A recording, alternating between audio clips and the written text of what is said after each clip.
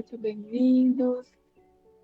E vamos com muita alegria, serenando as nossas mentes, os nossos corações, que possamos estar aqui por inteiros, agradecidos ao Mestre Jesus, por tanto aprendizado, por tanto conhecimento, por termos as condições necessárias e favoráveis para estarmos aqui aprendendo, compreendendo melhor todos os ensinamentos que são aqui tratados, que nós possamos fazer bom uso de tudo aquilo que aprendemos.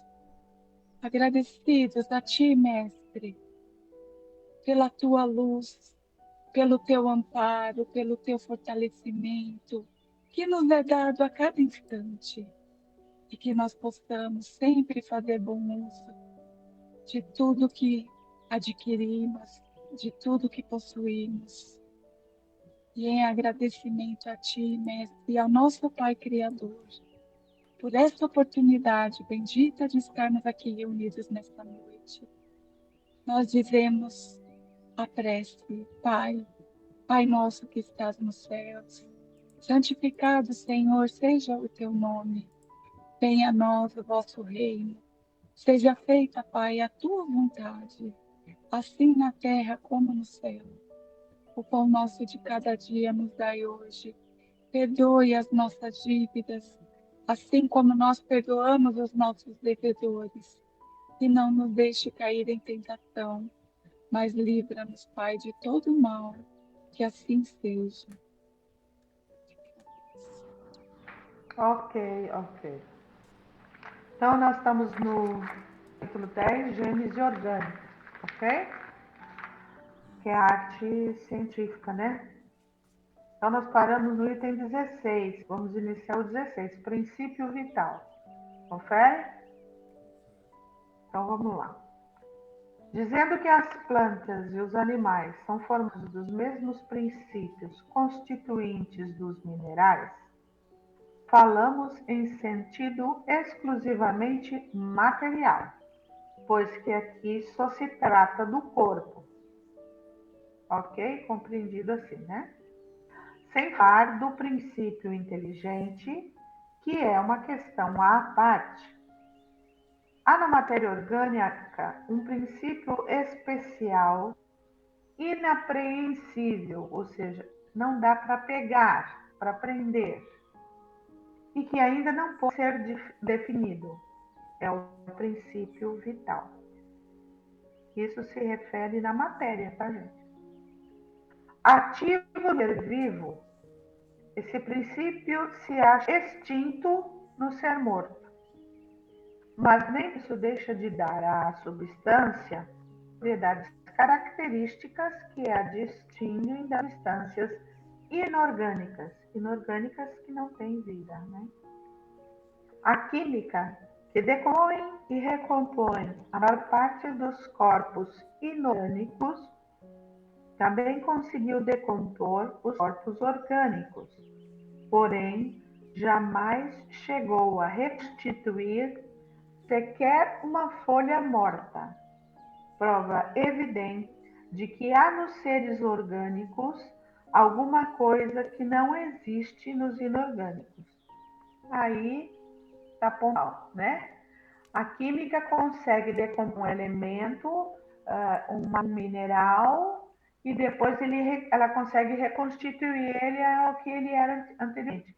Só que nos corpos orgânicos, ela não consegue fazer isso. A partir do momento que se extingue vitalidade, né? Alguma coisa tem lá que ele não consegue recompor. E aí, essa alguma coisa a gente vai descobrir que chama de princípio vital. 17. Será o princípio vital algo distinto que tenha existência própria? Ou, integrado no sistema da unidade do elemento gerador, não passa de um estado particular, uma das modificações do fluido cósmico universal? pela qual este se torne princípio de vida, como se torna luz, fogo, calor, eletricidade. É nesse último sentido que as comunicações acima reproduzidas resolvem a questão. Capítulo 6 da uranografia geral, ou seja, mais focado, se eu não me engano, que ele quis dizer aqui, de eletricidade. Mas seja qual for a opinião que se tenha sobre a natureza do princípio vital, o certo é que ele existe, pois que se apreciam os seus efeitos. A gente observa os seus efeitos. Pode-se, tanto, logicamente, admitir que, ao se formar os seres orgânicos, assimilaram o princípio vital, por ser necessário a destinação deles, ou, se o preferirem, que este princípio se desenvolveu por efeito mesmo da combinação dos elementos, tal como se desenvolvem em certas circunstâncias o calor, a luz e a eletricidade. Ok? Naquele, o 18 e o 19.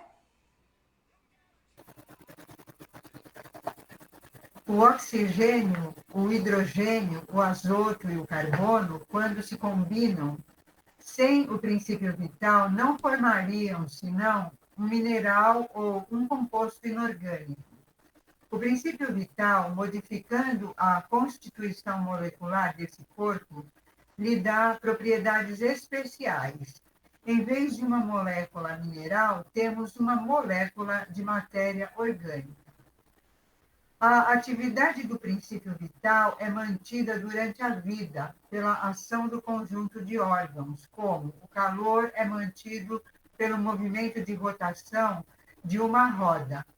Quando isto cessa pela morte, o princípio vital se extingue, como o calor quando a roda para de girar. Porém, o efeito sobre o estado molecular do corpo causado pelo princípio vital subsiste depois da extinção desse princípio, como a carbonização da madeira persiste depois da extinção do calor.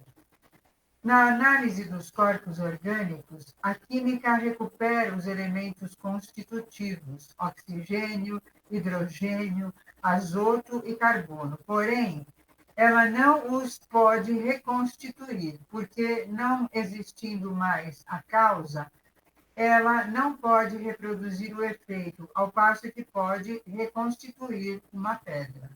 Olha que interessante, né? Tomamos como comparação o calor desenvolvido pelo movimento de uma roda, porque se trata de um efeito vulgar, conhecido de todo mundo e mais fácil de compreender. Porém, teria sido mais exato dizer que, na combinação de elementos para a formação dos corpos orgânicos, desenvolvem-se eletricidade. Os corpos orgânicos seriam verdadeiras pilhas elétricas que funcionam desde que tais pilhas estejam nas condições desejadas para que se produza a eletricidade. É a vida. Ela se detém quando cessam as condições. É a morte. Segundo este modo de encarar as coisas, o princípio vital não seria senão a espécie particular de eletricidade designada sob o nome de eletricidade animal, desprendida durante a vida pela ação dos órgãos e dos quais a produção é paralisada na morte, pelo desaparecimento de tal ação. Isso que ele falou que somos como pilhas, e a gente é mesmo. A gente pode perceber, por exemplo, quando você sente medo, você às vezes está caminhando, você está entrando em algum lugar e de repente você sente alguma coisa. Por quê? É o princípio vital funcionando e tudo que você tem, né? Que sai de você, e uma delas é a eletricidade, que te avisam que você está correndo perigo, como o animal tem. O animal pressente o perigo e ele fica à espreita. E nós também temos isso. É que a gente, às vezes, não presta atenção, né? Mas todos nós temos. E quando a gente morre, isso aí acaba tudo. Aí eu fico pensando, né? Quando uma pessoa morre, né? Eu fico pensando nela em vida. Como é diferente quando você conversa com a pessoa quando ela está com vida e depois quando ela fica lá morta. É um negócio tão estranho para mim, né? É uma coisa tão, para mim, tão sem sentido às vezes. Mas sei lá, É, é uma coisa. vamos ler, é, vamos ler. Você se refere a se observar a pessoa morta, né? Não Exatamente. tem nada ali, não tem nada ali. Eu entendi o que você quis dizer. Vamos ler uma nota explicativa sobre o que a Dina leu agora? Nota da editora.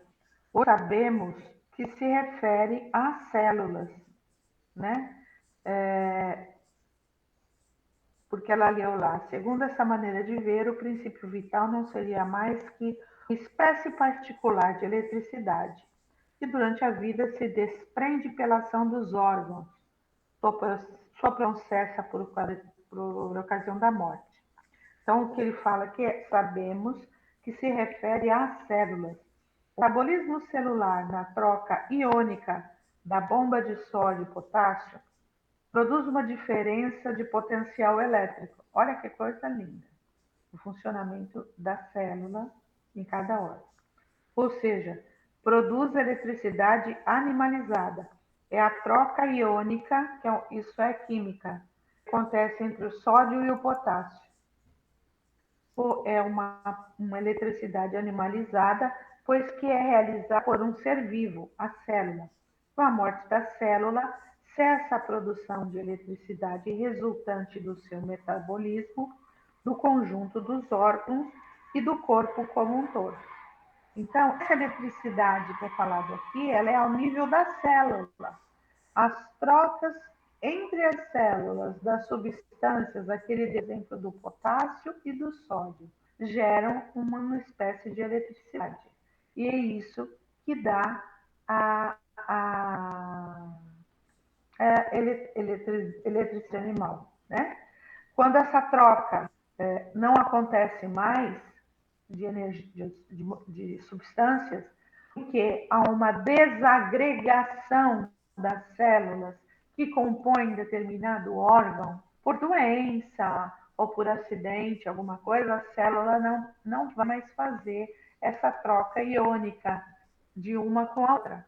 Então, não tem mais eletricidade animal, e daí não tem mais vitalidade.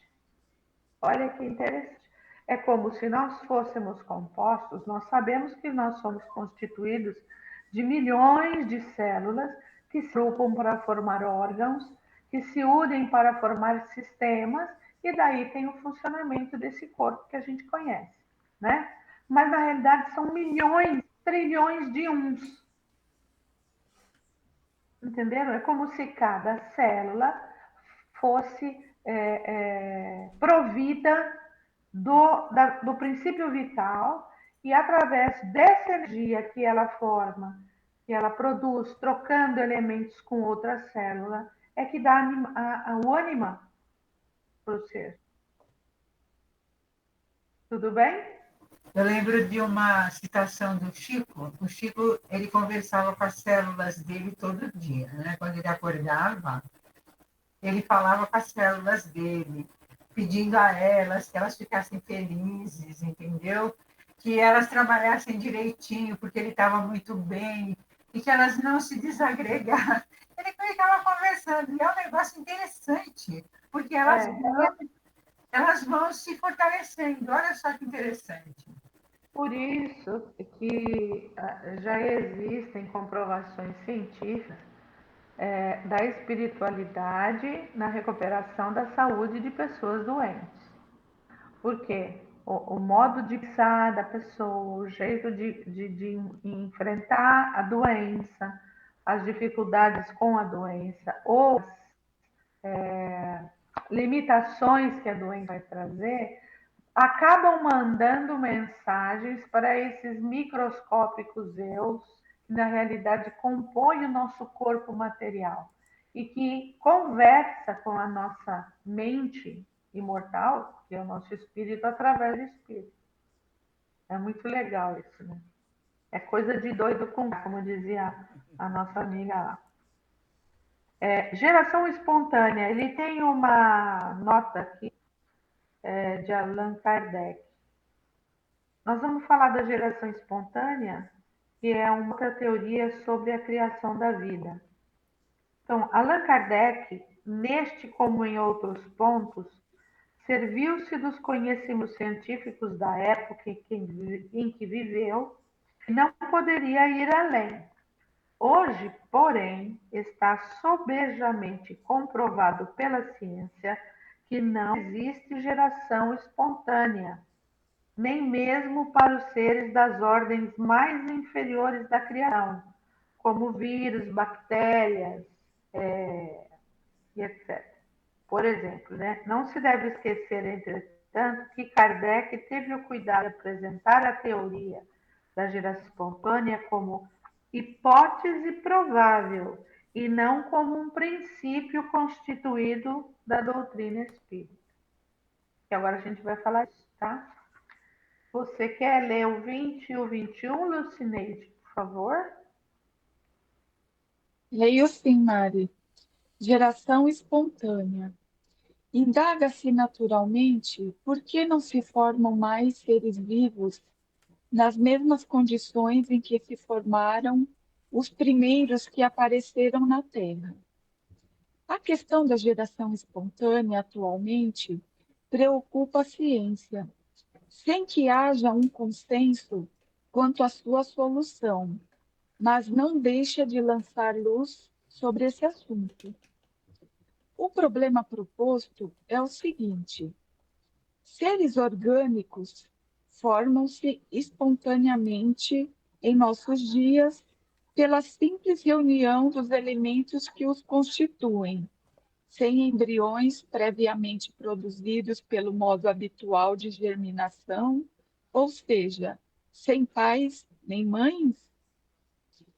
Os partidários da geração espontânea respondem afirmativamente e se apoiam em observações diretas que parecem conclusivas.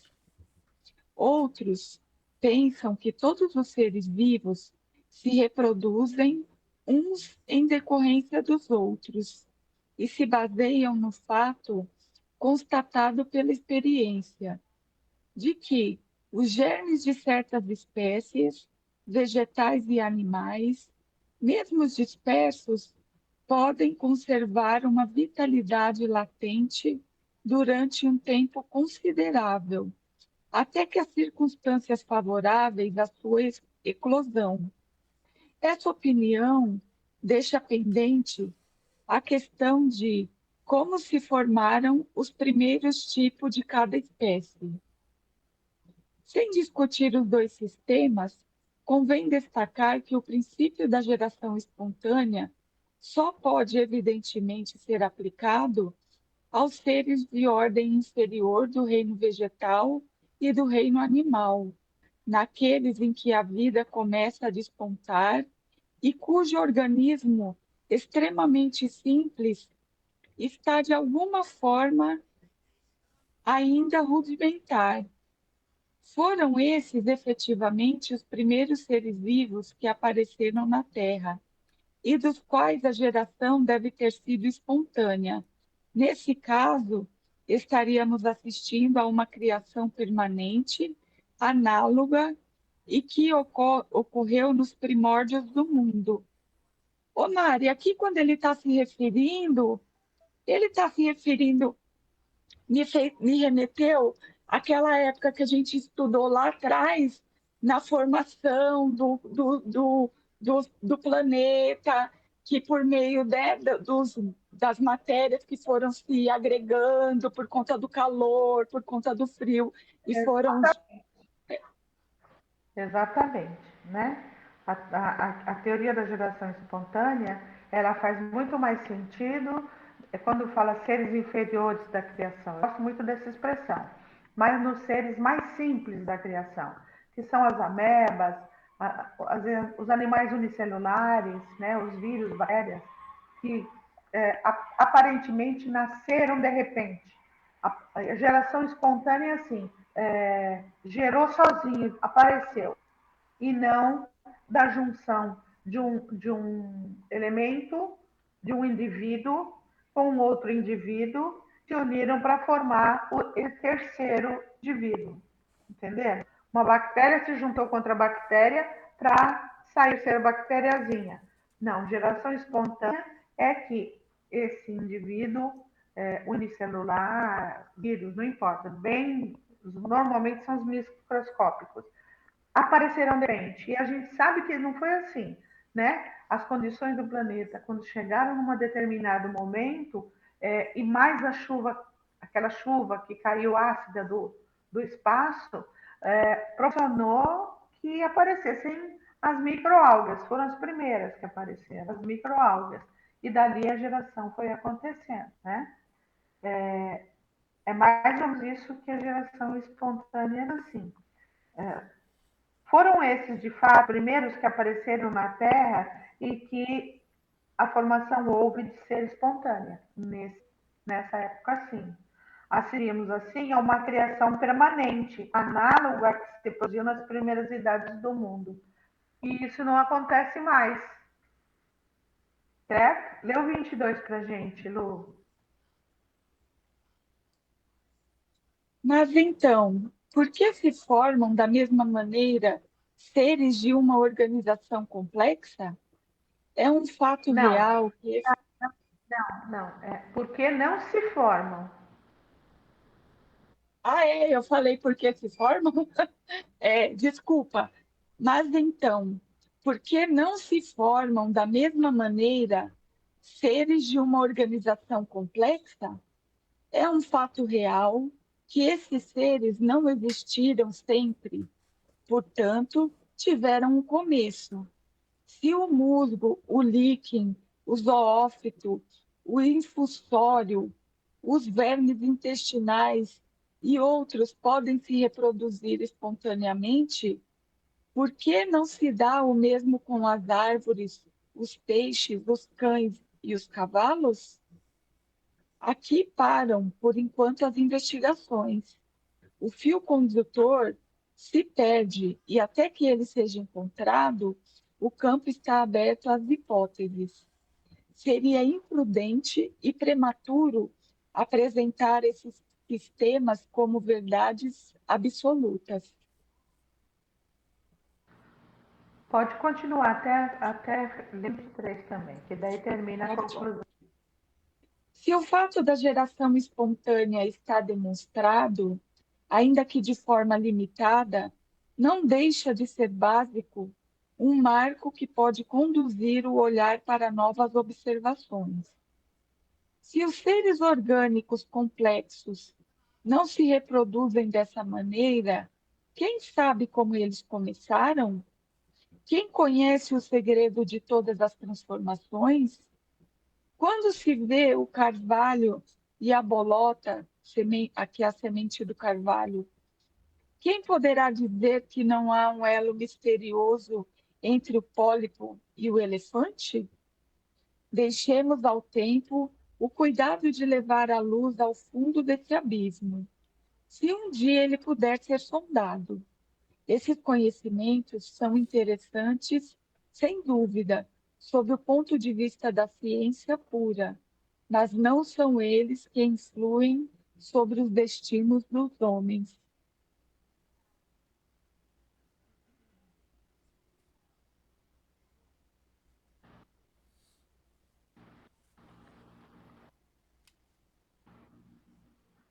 Quase não volta. Então, no item 23 que ela leu, fala assim, que se a geração espontânea é um fato demonstrado, e aí tem uma nota da editora. Atualmente, temos a teoria da evolução química ou evolução molecular, que postula, ou seja, que sugere, que apresenta que a vida surgiu a partir do processo da evolução química de compostos inorgânicos. Compostos inorgânicos evoluíram e acabaram se unindo e deram início às primeiras moléculas orgânicas. Essa é a teoria mais atual, dando origem a moléculas orgânicas e depois às primeiras e mais simples formas de vida. Então, atualmente, essa teoria da evolução química ou molecular explica melhor que a geração espontânea para esses seres simples, né? Os unicelulares, os vírus, né? E os outros que até foram citados aí. A vida surge a partir do processo da evolução química de compostos inorgânicos, entendeu? Um elemento inorgânico. Aqueles das tabelas periódicas, vamos lembrar assim, fica mais fácil. Dando origem a uma molécula orgânica e depois as primeiras formas de vida mais simples. Aí quando ela fala, vendo o carvalho sair da bolota, né, que é a semente do carvalho, quem pode afirmar que não exista um laço misterioso entre o pólipo e o elefante? O pólipo é uma coisa unicelular, pequenininha e microscópica, quase que não é visível. Fala do item 25 lá na frente, né? No estado atual dos nossos conhecimentos, não podemos estabelecer a teoria da geração espontânea permanente, senão como hipótese, né? Uma hipótese provável, que talvez um dia vai poder tomar lugar das verdades científicas. E daí tem uma nota aqui. Nota de Allan Kardec. Vê na Revista Espírita de julho de 1868 o desenvolvimento da teoria de geração espontânea, que é o artigo A Geração Espontânea e a Gênese. Ele era muito, né, para nossa cabeça. Tudo bem? Podemos seguir? Alguma dúvida? Escala dos seres orgânicos. Existe uma escala. Seres orgânicos são aqueles que têm animados, né? Tem ânima, certo? Tem vida.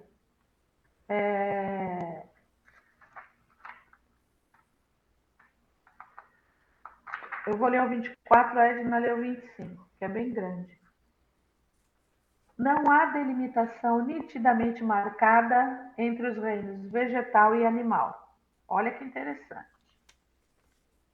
Na fronteira dos dois reinos, ou seja, onde termina as características dos seres vegetais, aí começam os animais, ou seja, na fronteira, na divisão, estão os zoófitos, ou animais plantas. Olha que interessante, animais plantas, cujo nome indica que eles participam de um e de outro reino, servindo-lhes de traço de união. Como os animais, as plantas nascem, vivem, crescem, nutrem-se, respiram, reproduzem-se e morrem. Como aqueles, ou seja, como os animais, elas precisam de luz, de calor e de água. Estilam-se e morrem, ou seja, se machucam, se desagregam, caso lhes faltem esses elementos. Sem esses elementos, elas não sobrevivem. A absorção de um ar viciado e de substâncias deletérias as envenena, e daí elas vão morrer. Tem como caráter instintivo e mais acentuado o fato de se conservarem presas ao solo e tirarem dele sua nutrição sem se locomoverem. Essa é a característica básica dos vegetais. O zoófito tem a aparência exterior de uma planta. Como planta, mantém-se preso ao solo. Como animal, a vida dele se acha mais acentuada. Tira a sua alimentação do meio ambiente. Um degrau acima, o animal é livre, ou seja, não está preso mais ao solo e procura o seu alimento. Em primeiro lugar, vêm as inúmeras variedades de pólipos, de corpos gelatinosos, sem órgãos bem definidos, só diferindo das plantas pela faculdade de locomoção. Olha que interessante. À primeira vista, podem parecer plantas, mas eles se locomovem. Segue-se, na ordem do desenvolvimento dos órgãos, da atividade vital e do instinto, os eumintos, ou vermes intestinais. A escala seguinte. Os moluscos, animais carnudos sem ossos, alguns deles nus, como as lesmas, os polvos, outros providos de conchas, como o caracol, a ostra. Um nível acima, os crustáceos, cuja pele é revestida de uma crosta dura, como o caranguejo, a lagosta. Degrau acima, os insetos, aos quais a vida assume prodigiosa atividade e se manifesta o instinto engenhoso, como a formiga, a abelha, a aranha. Olha que interessante. Alguns sofrem metamorfoses, como a lagarta que se transforma em elegante borboleta. A próxima ordem é a dos vertebrados, animais que têm esqueleto ósseo, que compreende os peixes, os répteis, os pássaros e, por fim, os mamíferos, cuja organização é mais completa. É uma escala de evolução, a escala dos seres orgânicos, na medida que se desenvolvem e adquirem aptidões maiores para a mantença da vida, né? E para a sua reprodução. Leu 25, Edna, por favor. Se considerarem apenas os dois pontos extremos da cadeia, não há nenhuma analogia entre tais seres. Porém, se passarmos de um anel para o outro, sem solução de continuidade, chegaremos da planta aos animais vertebrados sem transição brusca.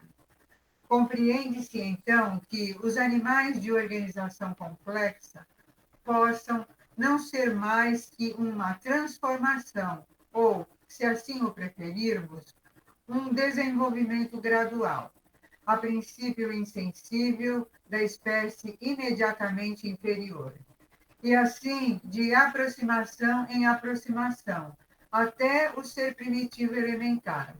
Entre a bolota e o carvalho, a diferença é grande e, não obstante, se acompanharmos passo a passo o desenvolvimento da bolota, chega-se ao carvalho e já não será mais motivo de admiração que ele resulte de uma semente tão pequena. Se, pois, a bolota encerra os elementos latentes próprios à formação de uma árvore gigante, por que não aconteceria o mesmo ao inseto e ao elefante? Aí está no número 23. A gente até acha assim, difícil, né, da bolota àquela árvore imensa que é o carvalho, né? Mas porque a gente não acompanha o desenvolvimento da bolota. A gente já vai ver a árvore, né? Da bolota você olha para a árvore. A gente não olha tudo que ela passa, como a gente, desde criancinha até se transformar em adulto, chegar à idade da velhice e tudo mais, né? A gente só pega um ponto e depois pega o outro. E a gente não entra no meio, no caminho, né? Do que foi exposto, compreende-se que não haja geração espontânea senão para os seres orgânicos elementares. As espécies superiores seriam o produto das transformações sucessivas desses mesmos seres, à medida que as condições climatéricas lhe tivessem sido propícias. Cada espécie adquirindo a faculdade de se reproduzir, seus cruzamentos resultarão em inumeráveis variedades. E depois, uma vez instalada a espécie nas condições de vitalidade durável, quem diz que os germes primitivos de onde ela saiu não desapareceram daí em diante como inúteis? ou se passaram a ser inúteis, né? Quem diz que nosso inseto atual seja o mesmo que, de transformação em transformação, produziu o elefante? Assim se explicaria por que não há geração espontânea entre os animais de organização complexa. Esta teoria, sem ser admitida de matéria definitiva, é a que tende, evidentemente, a predominar atualmente na ciência e aceita por observadores sérios como a mais racional. E aí a gente pensa nos dinossauros, né? Que de repente eles desapareceram para aparecerem bichos mais evoluídos, né? E vai indo, e vai indo, e vai indo. E um vai saindo do outro, né? É o que eu imagino. A ciência humana não conseguiu ainda entender e explicar, em todas as nuances, o que teria acontecido com a vida no planeta se não tivesse ouvido aquele cataclisma que destruiu completamente a vida no planeta na época dos dinossauros. E o que aconteceu foi isso, e a ciência já provou.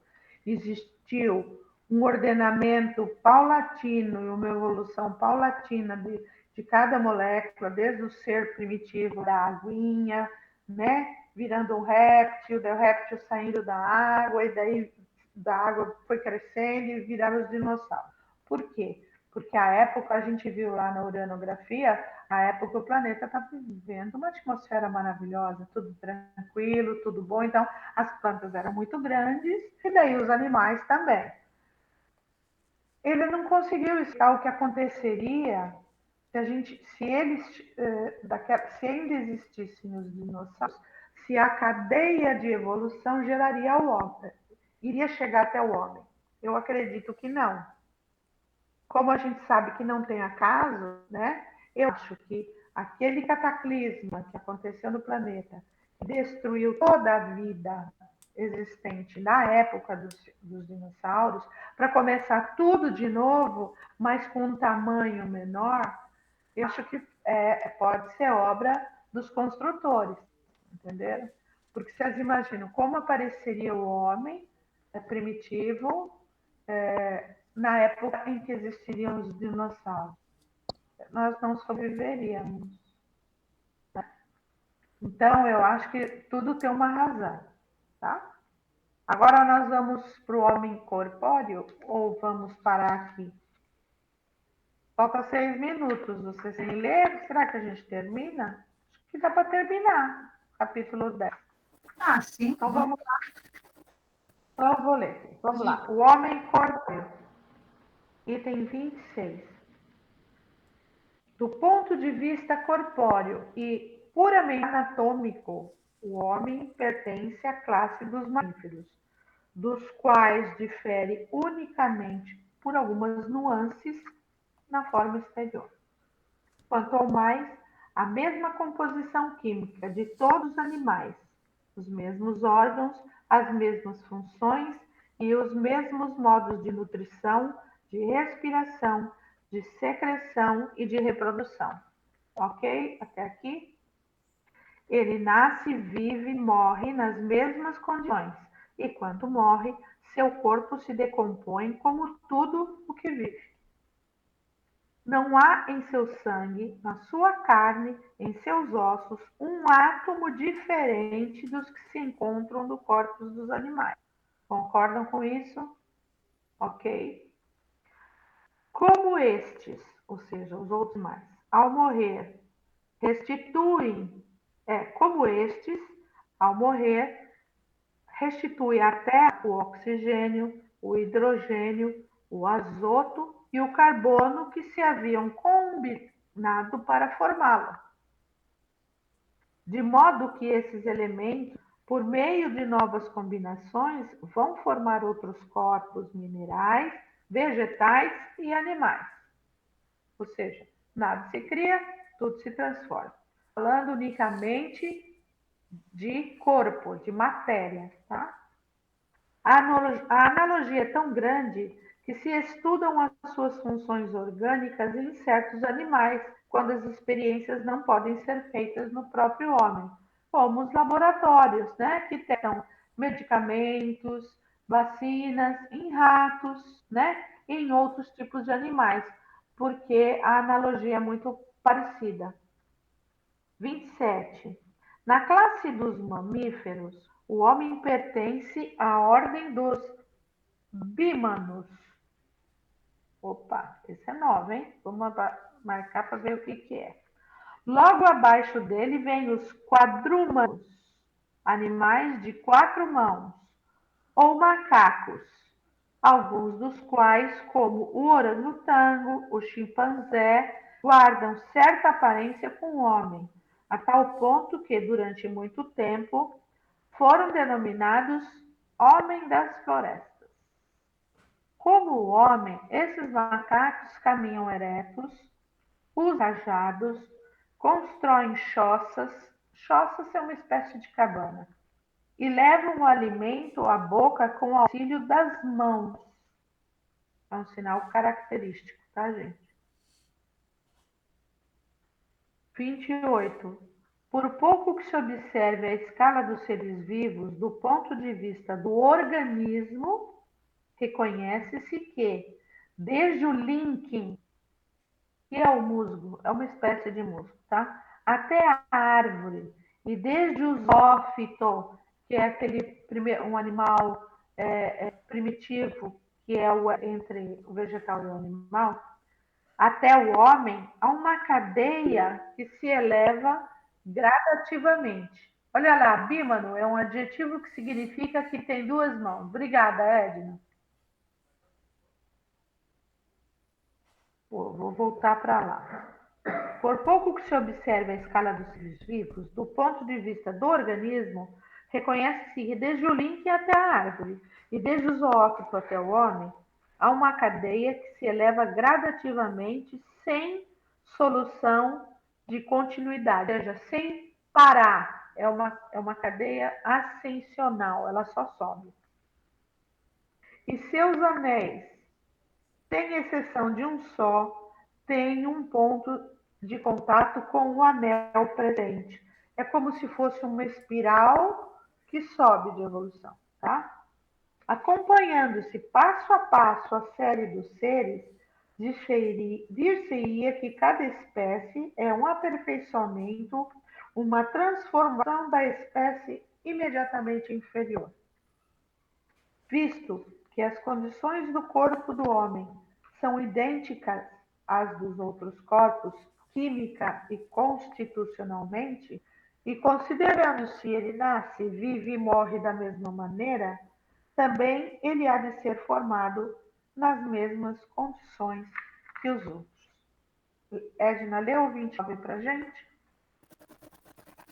Embora isso possa ferir seu orgulho, o homem deve se resignar a ver em seu corpo material o último elo da animalidade sobre a terra.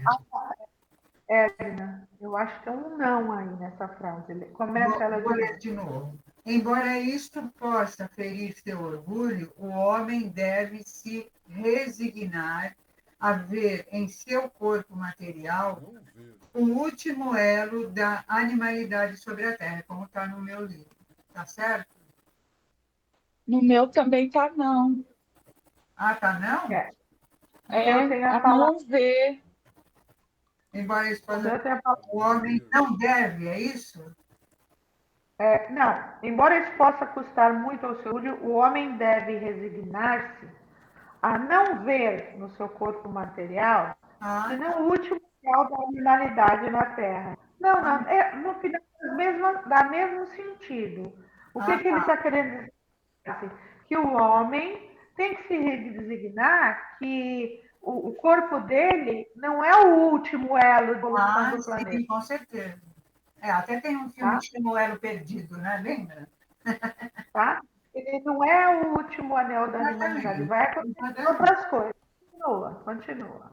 O inexorável argumento dos fatos aí está, e será em vão levantar protestos contra tal situação. Porém, Quanto mais o corpo diminui de valor a seus olhos, mais o princípio espiritual ganha importância. Se o primeiro o nivela com os brutos, o segundo o eleva a uma altura incomensurável. Vemos o círculo onde o animal se detém.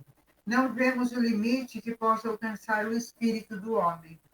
O materialismo pode, por aí, perceber que o espiritualismo, longe de pôr em dúvida as descobertas da ciência e sua atitude positiva, vai mais à frente e as provoca, pois é certo que o princípio espiritual, que tem sua existência própria, não pode sofrer nenhum dano.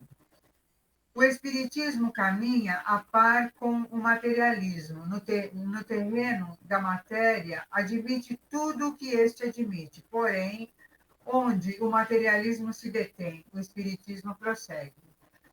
O espiritismo e o materialismo são como dois viajantes que caminham juntos, partindo do mesmo ponto, chegados a uma certa distância, um diz: não posso ir mais longe, e o outro continua a sua rota e descobre um mundo novo. Por que, pois, o primeiro diz que o segundo é louco? Pois este, entrevendo novos horizontes, quer franquear o limite onde o outro acha conveniente de se deter? Cristóvão Colombo também não foi considerado louco, porque acreditava existir um mundo além do oceano. E quantos mais a história registra desses loucos sublimes que fizeram avançar a humanidade, aos quais se tecem coroas depois de se lhes ter atirado a lama? Bem, o Espiritismo, essa loucura do século XIX, segundo os que querem permanecer na praia terrestre, nos revela todo um mundo de importância muito maior para o homem que a América, pois nem todos os homens vão para a América, ao passo que todos, sem exceção, vão para o mundo dos espíritos, fazendo incessantes travessias de uma região para outra. Chegados ao ponto em que estamos, da Gênese, o materialismo se detém, ao passo que o espiritismo prossegue suas pesquisas no domínio da gênese espiritual. Eu acho isso aqui maravilhoso, né? Não dá nem para... É muito lindo, né? E assim, você vê, né? Quantas coisas que em 1868, que foi quando foi escrito esse livro, né?